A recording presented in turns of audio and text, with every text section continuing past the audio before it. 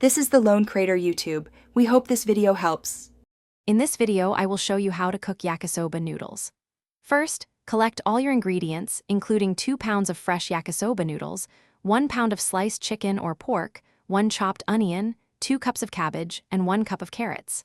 Having everything prepped and ready ensures a smooth and enjoyable cooking experience.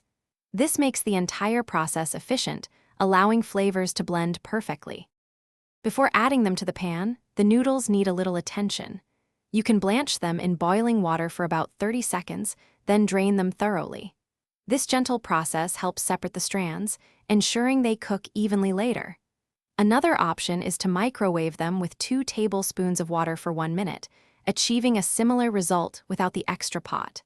This simple step makes a big difference in the final texture. Now heat 1 tablespoon of oil in a large wok or skillet over medium-high heat. Add your 1 pound of sliced chicken or pork, cooking it until it is mostly done, about 3 to 4 minutes. Then, incorporate the chopped onion and 1 cup of sliced carrots, stirring for about 2 minutes until they begin to soften. Finally, add the 2 cups of cabbage, cooking for just 1 minute more until it wilts slightly. It is time to bring all these delicious components together. Carefully add your prepared yakisoba noodles directly into the wok with the cooked meat and vegetables. Next, pour about 1/2 cup of your preferred yakisoba sauce evenly over everything in the pan.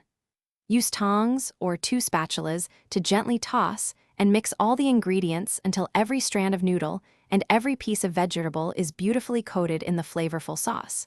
Continue cooking for 2 minutes. Thanks for watching. Consider subscribing if we helped you.